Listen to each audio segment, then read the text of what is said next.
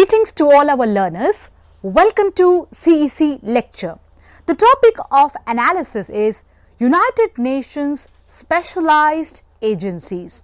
In this lecture, we shall first analyze role of United Nations as an international organization and then focus on that how with reference to maintenance of international peace and security, United Nations Specialized Agencies play a very important role. In this lecture, we shall present an analysis of various United Nations specialized agencies which are autonomous organizations working with the United Nations. Dear learners, the lecture shall discuss that how one of the principal objectives of the United Nations, which is to solve economic, social, cultural and humanitarian problems through international cooperation. And in this aspect, how the role of United Nations specialized agencies is important. The lecture shall also elaborate on some of the aims and objectives of United Nations specialized agencies. Dear learners, in this lecture, we shall be analyzing working of Food and Agriculture Organization of the United Nations, International Civil Aviation Organization, International Fund for Agriculture Development, International Labour Organization, International Monetary Fund, International Maritime Organization, International Telecommunication Union and UNESCO, United Nations Educational, Scientific and Cultural Organization. Now to begin with, when we talk about United Nations, we all know it is a post-Second World War international organization.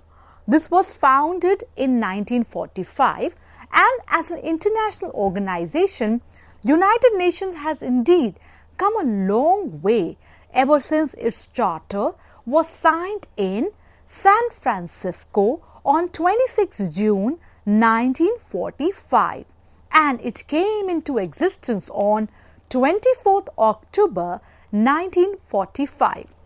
As we are trying to understand United Nations, one must also have a look at United Nations predecessor, which was the League of Nations.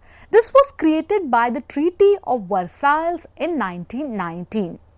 There were some weaknesses that were there in the League of Nations, but looking at the aftermath of Second World War and the need to preserve international peace and avoid war, United Nations was established with headquarters in New York, official languages like Arabic, Chinese, English, French, Spanish, Russian. The United Nations mission is to maintain international peace and security, develop friendly relations amongst nations, and promote social progress, better living standards, and human rights. Now, as we are trying to deliberate on United Nations specialized agencies, dear learners, we must also draw our attention towards United Nations system.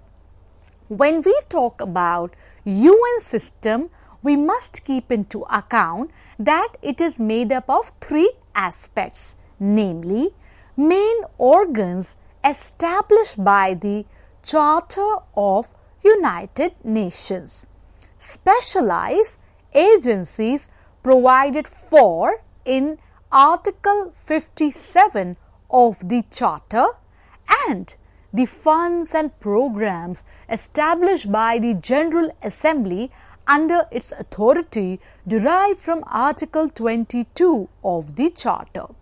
Dear learners, quick analysis of various organs of United Nations.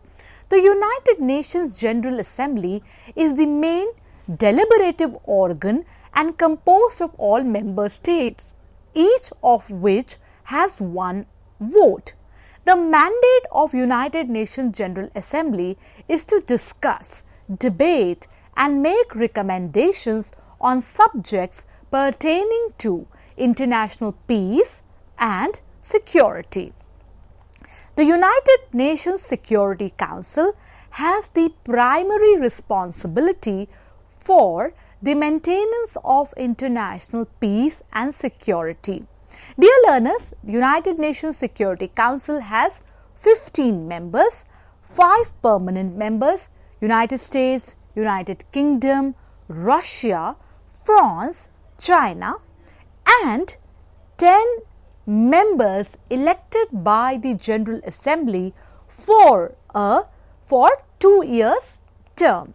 Now, time and again, looking at aspects like question of veto held by the 5 permanent members, the need for regional representation, right depiction of global realities, there has been quest for, concerns for, demands for reform of the United Nations Security Council. Further, when we look at organs of United Nations, the United Nations Economic and Social Council, it is the principal organ that guides sustainable development policies and coordinates the activities of several United Nations units and organizations working on development and social and economic issues. UN ECOSOC, dear learners, has 54 members which are elected by the General Assembly for a 3-year term, and seats in the council are allocated based on regional representation. The Secretariat of the United Nations undertakes day-to-day work of the UN, administering the policies, programs of the organization. It is headed by the Secretary General. The International Court of Justice is the principal judicial organ of the United Nations. It is also called the World Court. It is seated at the Peace Palace, Hague, Netherlands. It is the only principal organ of United Nations that we must keep into account that is not located in New York. Now, dear learners, United Nations specialized agencies, after having analysis of various organs and their respective functions in the UN system, United Nations specialized agencies indeed have an important role to play. They are international organizations that coordinate their work with the United Nations. And how it is done? Through negotiated agreements. United Nations specialized agencies are international organizations working with the UN and in accordance with relationship agreements between each organization of and the UN. Now, specialized agencies, when we talk about it, we must draw reference towards the Charter in order to understand their legality. The Chapter 9 talks about international economic and social cooperation. The Chapter 10 of the Charter talks about the Economic and the Social Council. Further, when we try to understand specialized agencies, we must take into account that specialized agencies have a process for admitting members, appointing their administrative head. Article 58 of the Charter is important and we quote from there. Article 58 of the Charter states that United Nations will make recommendations for the coordination of the policies and activities of the specialized agencies. Coordination is facilitated through ECOSOC and the Chief Executive Board. Further, as we are understanding the United Nations specialized agencies, while they are autonomous, the specialized agencies, we must keep into account, they coordinate with the United Nations and each other. And also to add here that one of ECOSOC's mandate is coordinating United Nations activities and policies with specialized agencies. Many specialized agencies, they share resources and they engage in joint work. Now, as we are taking a learning forward, a quick distinction here, distinction between specialized agencies and United Nations funds and programs. Now, we all know the time when United Nations were created, the post-Second World War era, there were many issues for deliberations, from disarmament to need for international peace to understanding security. And this definitely needed cooperation of stakeholders. And the solution to this aspect of factoring in cooperation of various stakeholders, this was done through creation of specialized and technical agencies. Once again, specialized agencies, dear learners, they are independent organizations tasked with discussing issues, setting international standards, implementing projects around the world. On the other hand, United Nations funds and programs, when we talk about, they are initiatives of the United Nations system funded by voluntary contributions and aimed at specific problems around the world. Now, there are 17 specialized agencies. We must take into account that we are quoting this number from United Nations sources. Normally, it is said that there are 15 agencies, but when we look at the IBRD and the World Bank aspect, a total number is that of 17.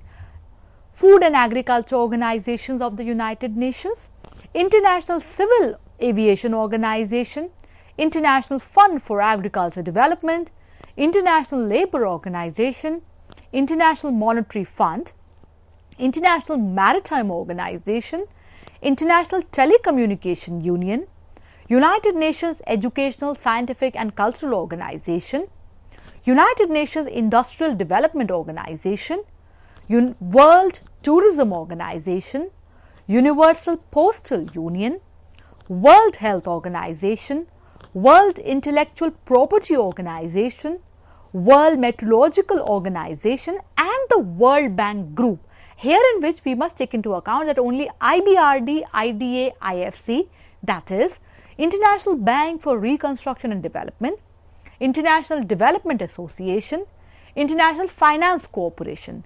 These three are part of the UN specialized agencies.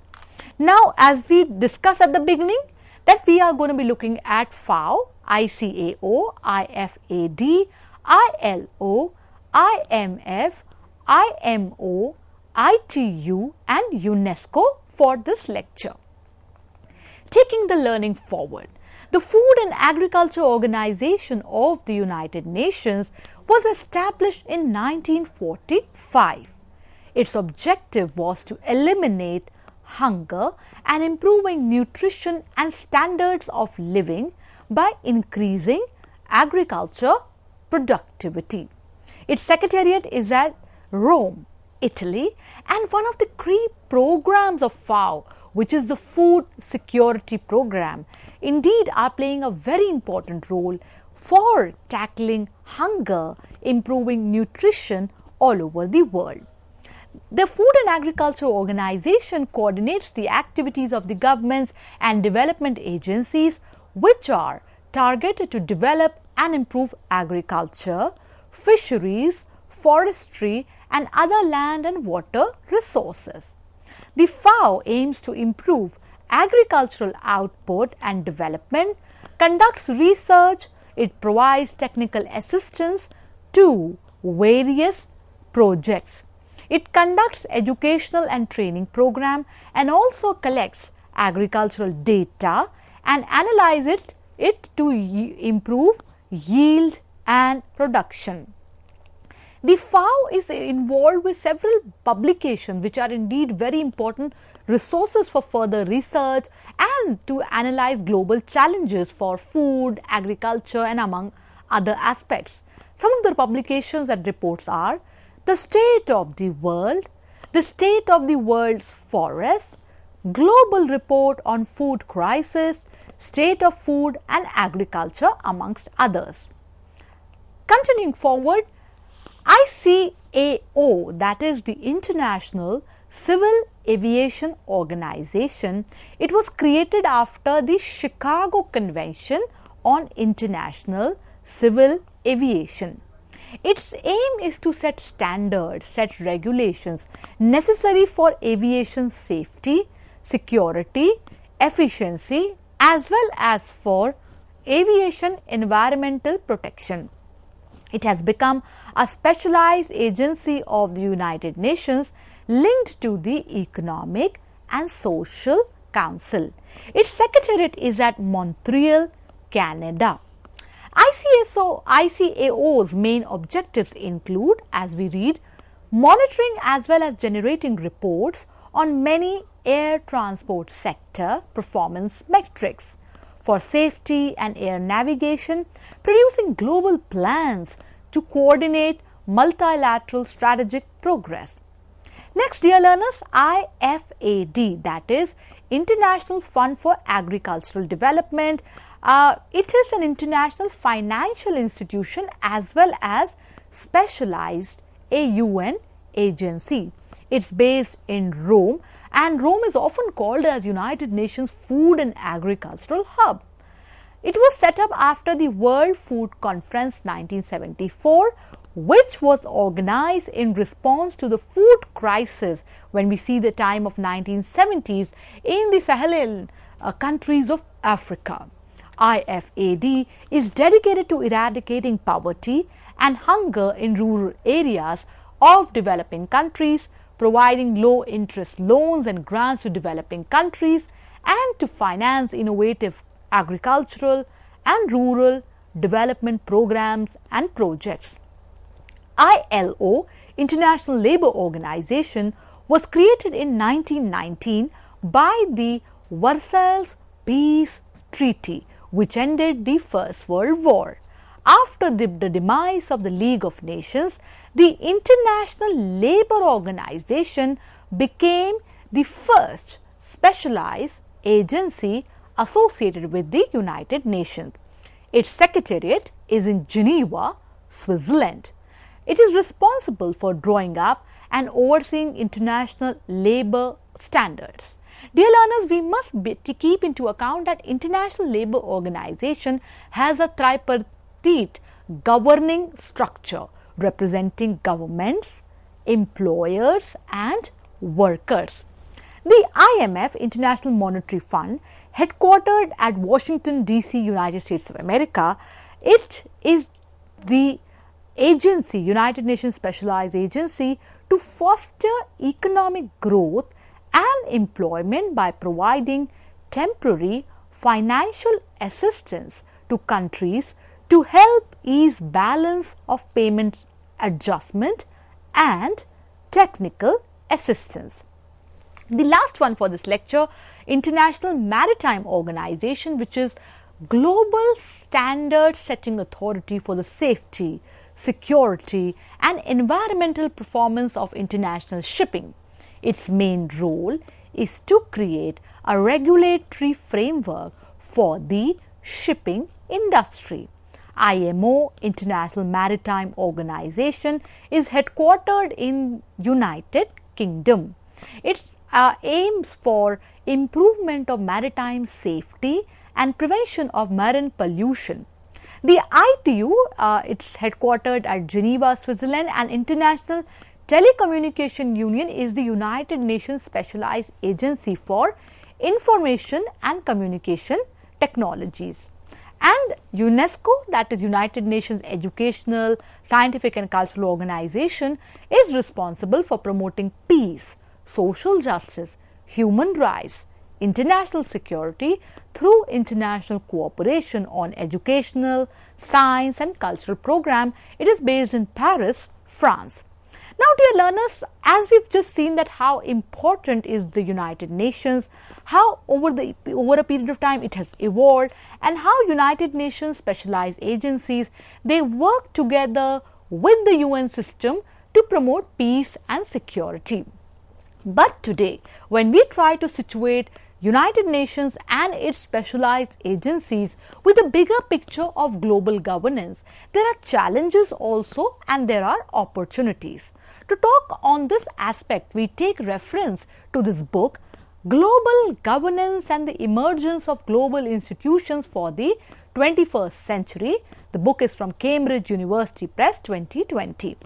We all know that world has always faced challenges, but today, in the present time, there are unprecedented challenges of governance, even more than the past.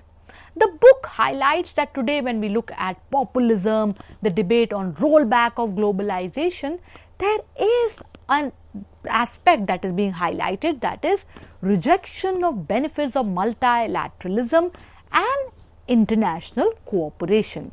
Now, in this aspect, there is a need to look at fundamental instabilities. When we look at various contents of this book, right from building supranational institutions, reforming central institutions, United Nations, funding mechanisms, establishing international peace force, the need to reset global priorities, all of it are highlighted as challenges that one must factor in while looking at the global governance from the aspect of working of United Nations and its specialized agencies. Another important aspect to highlight for our lecture is that how today transparency is a very important issue, because state exists with non-state actors, and how does then United Nations cope up with this changing scenario. We take reference to this book, Global Governance and NGO Participation, Shaping the Information Society in the United Nations, Routledge 2013 by Charlotte Danny, to highlight the point that how this book, it takes empirical study of United Nations World Summits on International Society, highlights today how ICT governance, role of non-governmental organizations, they are impacting the power mechanisms. Now, when we look at the institutional framework of United Nations and looking at the research that the book points out, that how it is not looking at the scale, looking at the participation for civil rights society actors and structural power mechanisms, how somewhere they seem to curtail influence of the participating NGOs, and this as a challenge for global governance where the context has changed. State coexisting with non-state actors in power dynamics must be factored in while analyzing the issues of global governance and situating the aspect of United Nations specialized agencies. We hope that the lecture on United Nations specialized agencies gave you significant inputs on the working of international organizations, working of United Nations specialized agencies and its impact on global governance. We look forward to positive, encouraging feedback from you all.